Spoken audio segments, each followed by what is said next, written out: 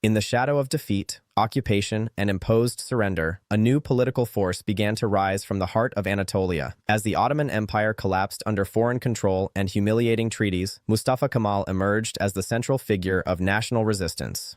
Rejecting submission and the disintegration of the homeland, he transformed despair into organized opposition, uniting fragmented communities under the idea of Turkish nationalism and laying the foundation for a new state.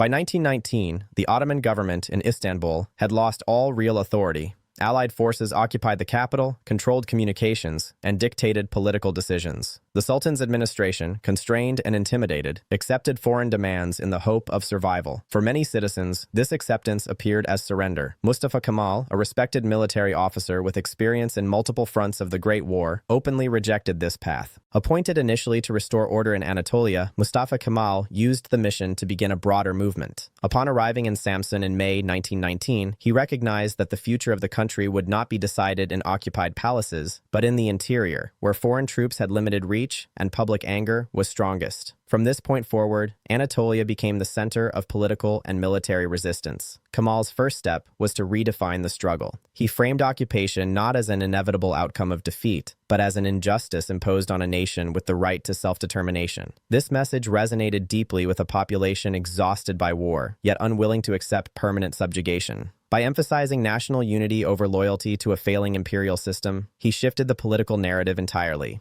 Local defense groups already existed across Anatolia, formed in response to foreign landings and territorial claims. These groups were scattered, poorly coordinated, and often limited by regional interests. Mustafa Kemal worked to unite them under a single national purpose. Through meetings, declarations, and personal authority, he encouraged cooperation and discipline, turning isolated resistance into an organized movement. Key gatherings in Anatolia helped formalize this effort. Representatives from different regions came together to declare that the homeland was indivisible and that national independence was non-negotiable. These resolutions rejected foreign mandates and the authority of any government that accepted occupation. In effect, a new political legitimacy began to take shape, one rooted in popular will rather than imperial tradition. This shift directly challenged the authority of the Sultan's government. In response, Istanbul attempted to recall Mustafa Kemal and strip him of rank. Instead of retreating, he resigned from official military positions, severing formal ties with the imperial state. This act transformed him from an Ottoman officer into the leader of a national cause,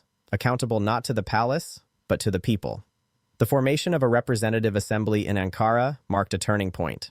This body claimed the right to govern on behalf of the nation, asserting that sovereignty belonged to the people rather than to a divinely sanctioned ruler. Ankara, distant from Allied occupation zones, became the new political center of resistance. From there, decisions were made to organize defense, raise funds, and coordinate military action. Nationalism became the movement's unifying ideology. Unlike the multi-ethnic imperial identity of the Ottoman past, the new vision emphasized a shared Turkish identity rooted in common language, culture, and territory. This approach provided clarity at a time of chaos. It offered a sense of belonging to refugees, veterans, peasants, and urban citizens alike, all of whom faced uncertainty under occupation. The resistance was not without challenges. Resources were scarce, weapons limited, and experienced soldiers exhausted. Internal divisions threatened unity, while foreign-backed forces advanced into Anatolia. Yet the movement survived by combining political legitimacy with strategic discipline. Local populations provided food, shelter, and intelligence, turning villages into the backbone of resistance. As fighting intensified, the contrast between the two centers of power became clear. The Istanbul government relied on Allied protection and issued decrees that carried little weight beyond the capital. The Ankara leadership, despite lacking international recognition, exercised real authority on the ground.